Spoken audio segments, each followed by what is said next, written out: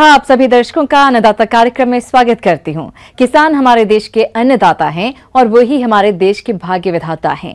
ऐसे ही भारतीय किसानों को खेती बाड़ी से जुड़ी हुई बहुत सी नई लाभकारी जानकारियां देने के लिए हर रोज सुबह हम आपके साथ आते हैं। तो चलिए कार्यक्रम शुरू करने से पहले देखते हैं क्या है आज के अन्नदाता में। मेंथा की खेती के लिए जड़ उत्पादन की तकनीक।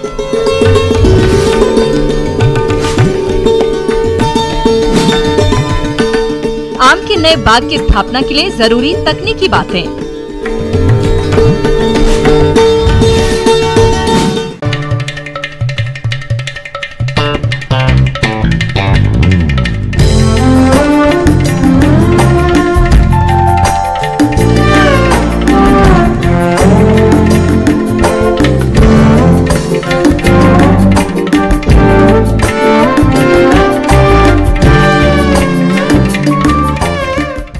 मेंथा की खेती जनवरी से अप्रैल तक की जाती है। इसकी खेती के लिए जड़ की जरूरत होती है जो किसानों को आसानी से उपलब्ध नहीं हो पाती है, और उपलब्ध होता भी है तो जड़ों की खरीद पर अधिक लागत आती है। हमारे कुछ किसान खुद ही जड़ तैयार करते हैं और अन्य किसानों को बेचकर अच्छा लाभ कमाते हैं। आप भी ये कार्य कर सकते हैं। तो मेंथा के जड़ उत्पादन में कौन कौन सी बातों का ध्यान रखें, आइए जानते हैं सीमैप लखनऊ के प्रधान वैज्ञानिक डॉक्टर अनिल कुमार सिंह से।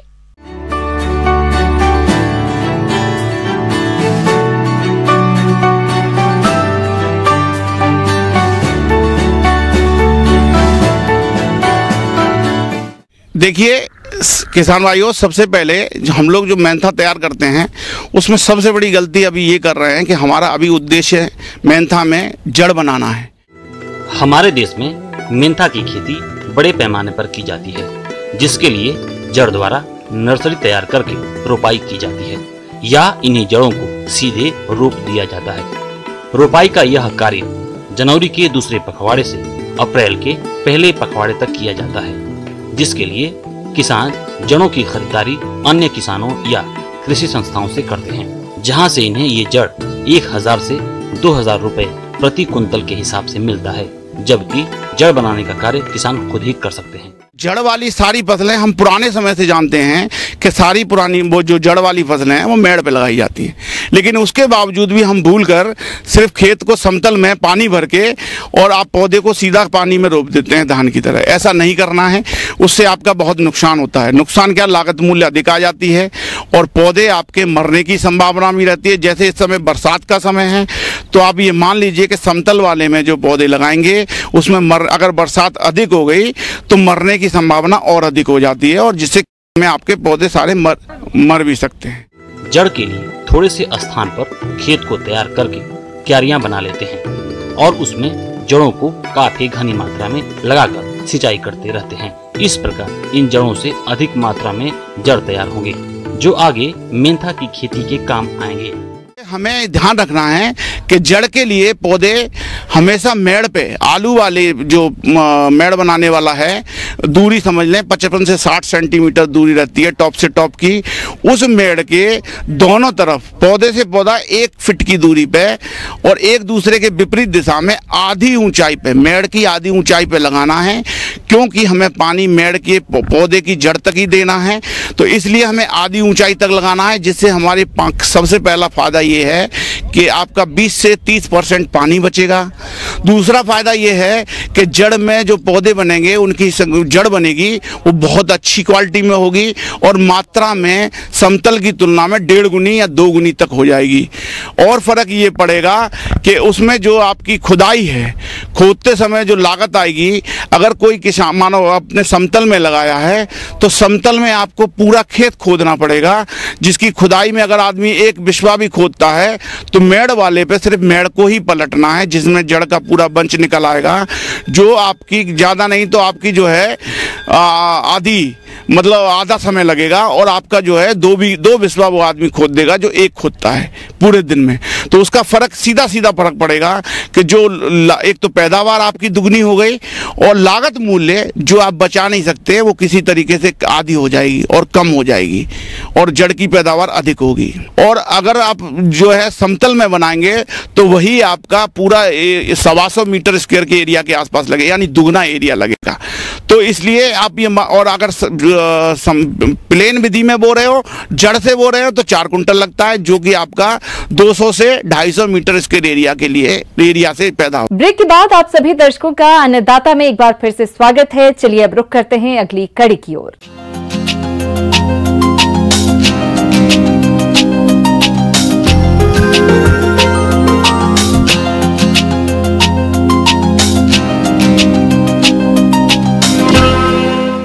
वृक्ष धरती पर जीवन के लिए जरूरी हैं, क्योंकि इनसे शुद्ध हवा के साथ साथ फूल, फल और लकड़ी मिलता है। इसके अलावा ये वृक्ष पर्यावरण संतुलन में भी अपना अहम योगदान देते हैं। वृक्ष चाहे लकड़ी उत्पादन के लिए लगाएं या फलों के लिए, वृक्ष जरूर लगाएं। इसी बात को ध्यान में रखते हुए आज आम की बागवानी की बात करेंगे।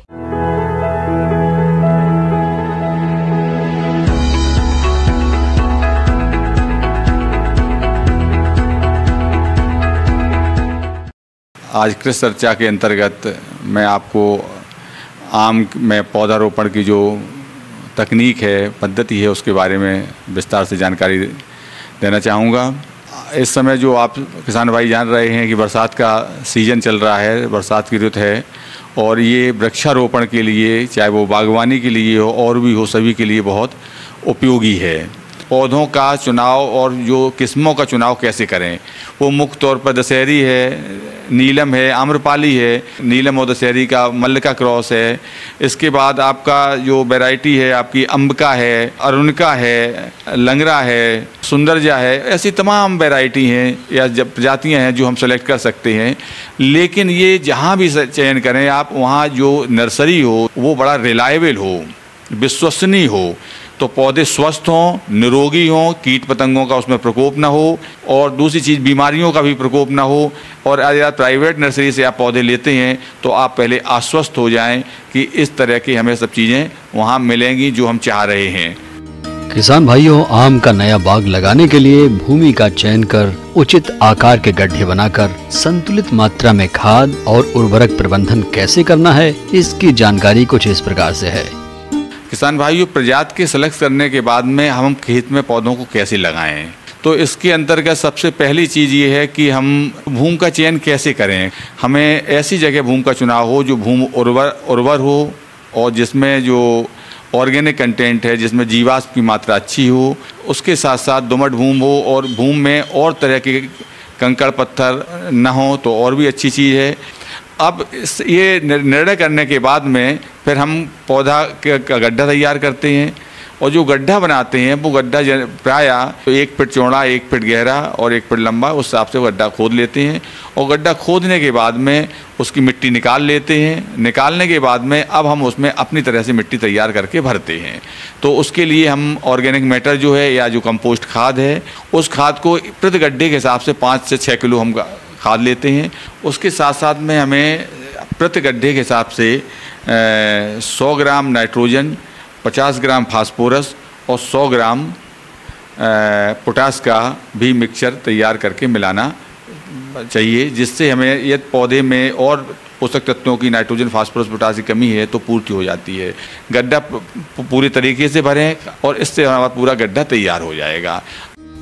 किसान भाइयों, आम के बाग से अच्छा फल उत्पादन प्राप्त करने के लिए कतार से कतार और पौधे से पौधे की दूरी का तो ध्यान रखना ही है। साथ ही साथ पौधरोपण तकनीक पर भी विशेष ध्यान देना होगा। तो आप कैसे करें इन कार्यों को, आइए जानते हैं। लेकिन उसमें सबसे महत्वपूर्ण चीज़ ये है कि जो आपने प्रजाति का जो चयन किया है उसके हिसाब से पौधे से पौधे और लाइन से लाइन की दूरी रखी जाएगी। इसका जो ग्रोथ वृद्धि बहुत ज़्यादा होती है, उस प्रजाति के लिए हम पौधों से पौधों की दूरी और लाइन से लाइन की दूरी जो है 10 मीटर के आसपास रखते हैं। अब क्या है कि अब जो नई पद्धति आ रही है, जहाँ सघन पद्धति की बात हो रही है, और कुछ ऐसी प्रजातियां हैं जैसे मल्लिका है, आम्रपाली है, जिनके पौधे छोटे होते हैं, 6 मीटर इंटू 8 मीटर के हिसाब से रखते हैं, तो लगभग 200-208 के आसपास पौधे 1 हेक्टेयर में लगाते हैं। और भी छोटी प्रजाति की जो प्रजातियां हैं, जैसे हमने आपको मल्लिका बताया, आम्रपाली बताया, उनमें 5 मीटर बाई 5 मीटर का हम रखते हैं, तो लगभग 400 पौधे 1 हेक्टेयर में हम लगा सकते हैं। तो ये सबसे बड़ी चीज़ है, प्रजाति के हिसाब से हम प्लांट टू प्लांट या पौधे से पौधे और उसकी लाइन से लाइन की दूरी हम रखते हैं। अब गड्ढा तैयार हो जाने के बाद हम पौधे को लगाएंगे कैसे। पौधे को जब हम नर्सरी से या पौध रोपड़ी से हम पौधे खरीद लाए, रखने के बाद हमने रख लिए, उन जो बॉल होती है या जो जड़ पोर्शन होता है पौधे का, बड़े सावधानी से वो या तो पुआल में या किसी चीज़ में या पॉलीथीन में लपटे हुए होते हैं, सावधानी से खोलना चाहिए, जिससे जड़ों का कम से कम नुकसान हो या बिल्कुल नुकसान ना हो। और उसे खोलने के बाद में हम पौधे को बीच में गड्ढा बनाते हैं और उस पौधे को हम उस गड्ढे में रख देते हैं, और रखने के बाद में सावधानी से उसके आसपास की मिट्टी को हम दबा देते हैं। पौधे लगने के बाद में हमें पौधे जब लगाते नए पौधे होते हैं, उनका तना उतना मजबूत नहीं होता है, तो उन पौधों को लगाने के बाद हमें सहारा देने की ज़रूरत पड़ती है। तो सहारा के लिए हम बांस के जो खपच्चे कहते हैं या बांस का जो टुकड़ा होता है, लंबे लंबे टुकड़े होते हैं, तो जब हम पौधा लगाते हैं तो पौधे के बगल में लकड़ी को सावधानी से लगा देते हैं और उसको धागे से बांध देते हैं, सहारा देते हैं। और पर ही टिकी है आपकी खेतीबाड़ी, इसलिए मौसम पूर्वानुमान और उस पर आधारित साप्ताहिक कृषि सलाह इस प्रकार है। इंदिरा गांधी कृषि विश्वविद्यालय रायपुर के मौसम विभाग से प्राप्त मौसम पूर्वानुमान रिपोर्ट के आधार पर रायपुर, कबीरधाम, दुर्ग और इनके आसपास के जिलों के किसानों को सलाह दी जाती है कि इन क्षेत्रों में आगामी 4 दिनों तक मध्यम से घने बादल छाए रहने की संभावना है। 4 और 5 अगस्त को मध्यम वर्षा हो सकती है। ऐसे में इन क्षेत्रों के किसान भाई सोयाबीन की फसल 15 से 20 दिन की हो गई हो और बुआई के तुरंत बाद उपयोगी अनुशंसित खरपतवार नाशकों का आपने प्रयोग नहीं किया है, उस दशा में इस समय इमेजाथापर खरपतवारनाशी का प्रयोग करें। फसल में नीला बिरिंग, जिसे ब्लू बीटल के नाम से जानते हैं, का प्रकोप होने पर फिनाल्फास 1.5 लीटर प्रति हेक्टेयर की दर से छिड़काव करें। वर्षा होने के बाद धूप और फिर बादल की स्थिति बनने से फसल पर सफेद मक्खी का प्रकोप होने की संभावना है। सोयाबीन, मूंग, अरहर, तिल, उड़द और सब्जियों में भिंडी, लौकी, तोरई आदि पर इसका प्रयोग होता है। सफेद मक्खी फसल पर विषाणु जनित पीला मोज़ेक रोग फैलाती है। रोग के लक्षण पौधे की नई पत्तियों पर दिखाई देते हैं तथा पत्तियों पर बेतरतीब ढंग से फैलकर बड़े बड़े चमकदार नीले पीले धब्बे बन जाते हैं। पत्तियों की मुख्य सिरा के साथ पीली पट्टी बन जाती है और बाद में पूरी पत्ती पीली पड़ जाती है। नियंत्रण के लिए मौसम साफ होते ही थियामिथोक्साम 25 WG 10 ग्राम प्रति हेक्टेयर या इथोफेन फ्राक्स 10 EC 1.25 लीटर प्रति हेक्टेयर या एसिटामिप्रिड 20 SP 200 से 250 ग्राम प्रति हेक्टेयर की दर से या इमिडाक्लोप्रिड 17.8 SL की 100 मिलीलीटर मात्रा प्रति हेक्टेयर की दर से छिड़काव करें। सोयाबीन, सब्जियों एवं अन्य खरीफ फसलों में जल निकास की उचित व्यवस्था बनाए रखें। वर्तमान में हो रही वर्षा को देखते हुए किसान भाइयों को सलाह है कि धान के खेत में मेड़ों को बांध कर रखें तथा जल्द से जल्द रोपाई का कार्य पूर्ण करें। रोपा किए गए खेतों में लगभग 5 सेंटीमीटर पानी रोक कर रखें। अधिक पानी भर कर रखने से कंसों की संख्या प्रभावित होती है। रोपाई से पहले पौध को किसी फफूंदनाशी से उपचारित अवश्य करें। धान की खड़ी फसल में खरपतवार नियंत्रण के लिए रोपाई के 20 से 25 दिन बाद नॉमिनी गोल्ड खरपतवारनाशी की 100 मिलीलीटर मात्रा 250 से 300 लीटर पानी में घोलकर प्रति एकड़ की दर से छिड़काव करें। धान की फसल में खैरा रोग के लक्षण दिखाई देने पर प्रति हेक्टेयर की दर से 5 किलोग्राम जिंक सल्फेट और 2.5 किलोग्राम बुझा हुआ चूना 800 लीटर पानी में घोलकर छिड़काव करें। धान की फसल में गंगई कीट लगने पर 5 से 10% अधिक देहली स्तर पर किसान भाई कार्टाप हाइड्रोक्लोराइड 4G की 18 किलोग्राम मात्रा प्रति हेक्टेयर अथवा थायोमेथाक्साम 25 WG 100 ग्राम प्रति हेक्टेयर की दर से छिड़काव करें। आम के बागों से वर्षा के पानी को निकालने की उचित व्यवस्था करें। जिन बागों में फल आया था उसमें तुड़ाई के बाद प्रति पेड़ की दर से 1 किलोग्राम यूरिया का अवश्य प्रयोग करें। बारिश के मौसम में अत्यधिक हरा चारा खाने से पशुओं में अफारा की समस्या आती है, अतः चराने ले जाने से पहले पशुओं को सूखा चारा अवश्य खिलाएं। अपने मवेशियों को लगातार पानी में भीगने से बचाएं। पशु बाड़े को प्रतिदिन फिनाइल के घोल से धोएं। मृत्यु दर को रोकने हेतु नवजात बछड़ों को जन्म के 2 घंटे के अंदर खीस जरूर पिलाएं एवं सूखे स्थान पर पैरा बिछाकर बछड़ों के रहने की व्यवस्था करें।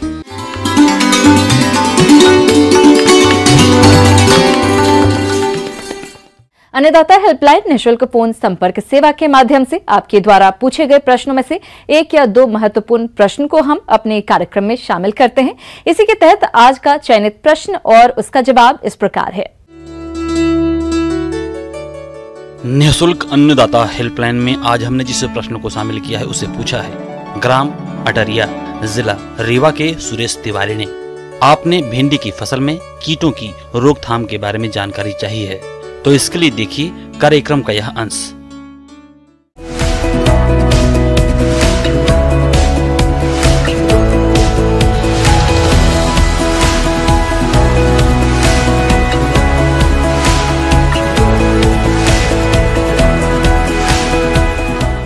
आज हम बात कर रहे हैं भिंडी के तना एवं फल छेदक कीट के बारे में।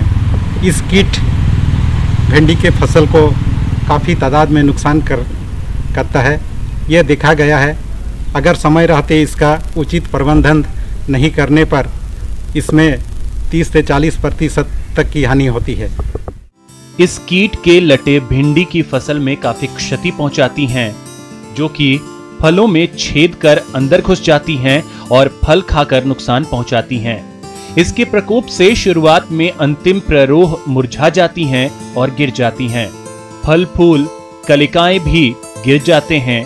साथ ही फल अनियमित आकार के हो जाते हैं और वर्षा के बाद वातावरण में ज्यों ही आर्द्रता बढ़ती है, इस कीट का प्रकोप प्रचंड रूप ले लेता है। तो जब भी किसान भाई आप इसका अच्छी उपज लेना चाहते हैं तो आपको इस कीट का समेकित कीट प्रबंधन उपाय का अपनाना होगा।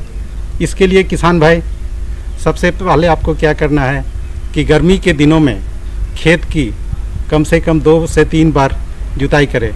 इससे क्या होगा कि कीट का जो जीवन चक्र है उसको हम ब्रेक कर सकते हैं। ये बहुत आवश्यक है।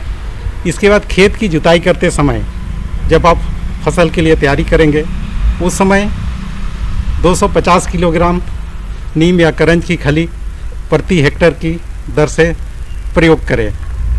और खेत की तैयारी करते समय और एक चीज़ों की आपको ध्यान देना है कि उसमें जो भी खरपतवार है या पूर्ववर्ती फसल है उसका कोई भी डंठल या अवशेष नहीं रहे। और एक चीज़ की ध्यान देना है, हम विशेषकर जो समेकित कीट प्रबंधन में बात करते हैं कि आपको जो है जो पोषक तत्व की संतुलित मात्रा है उसका प्रयोग करना है। यहाँ देखा गया है कि किसान अधिकतर नाइट्रोजन युक्त खाद का प्रयोग करते हैं, उसमें DAP का प्रयोग करते हैं, लेकिन पोटास नहीं प्रयोग करते हैं। तो पोटास कीट और बीमारी में लड़ने के लिए पौधा को शक्ति देता है। आइए हम बात करते हैं कि इसका बीज, जब बीज को आप बोएंगे उससे पहले बीज को शोधन करना बहुत ज़रूरी है। और बीज को शोधन आप जो है कीटनाशक से करें। उसमें थायोमेथाक्साम 5 ग्राम प्रति किलो बीज की दर से या इमिडाक्लोप्रिड 5 ml प्रति किलोग्राम बीज की दर से इसका आप उपयोग करें। और किसान भाई और एक चीज़ का आपको ध्यान देना है, आप अपने खेतों का हमेशा निगरानी में रखें। इसके लिए आपको ट्रैप है उसका प्रयोग करना पड़ेगा या ल्यूर का, ताकि हमें पता चले कि हमारा खेत में कीटों की संख्या कितना तादाद में है या कितना बढ़ रहा है।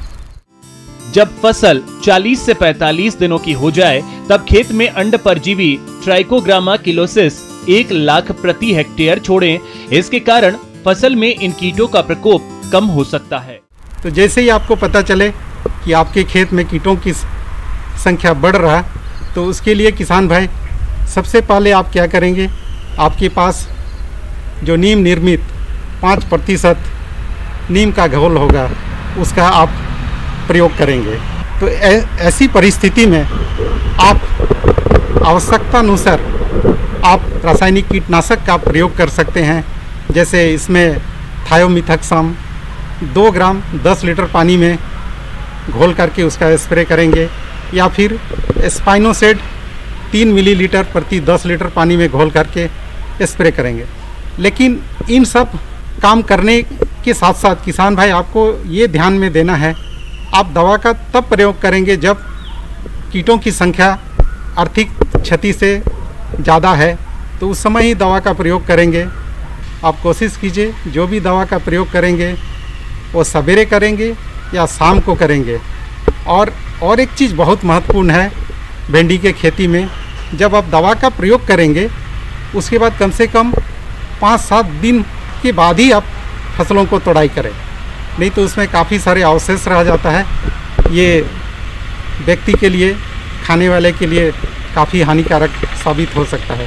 तो किसान भाई इन सारे बताए गए उपाय से हम इस कीट को हम नियंत्रण में रख सकते हैं और भिंडी की खेती करके हम ज़्यादा से ज़्यादा लाभ ले सकते हैं। किसान भाइयों, अन्नदाता आपकी सेवा के लिए संकल्परत है। कृषि संबंधित समस्या एवं सुझावों के लिए आप हमें इस पते पर संपर्क कर सकते हैं। प्रोड्यूसर अन्नदाता, news 18 Madhya Pradesh Chhattisgarh, Ramoji film city Hyderabad 501512। साथ ही आप हमें ईमेल भी कर सकते हैं। हमारा ईमेल है p18annadatamp@nw18.com। इसके अतिरिक्त आप हमें निःशुल्क हेल्पलाइन नंबर 180041921555 पर सोमवार से शनिवार सुबह 10 बजे से शाम 4 बजे के बीच संपर्क कर सकते हैं। किसान भाइयों, अब समय हो रहा है आपसे विदा लेने का, तो हमारी पूरी अन्नदाता टीम को दीजिए इजाजत। कल फिर आपसे मुलाकात होगी कृषि संबंधित कुछ और महत्वपूर्ण जानकारियों के साथ। नमस्कार।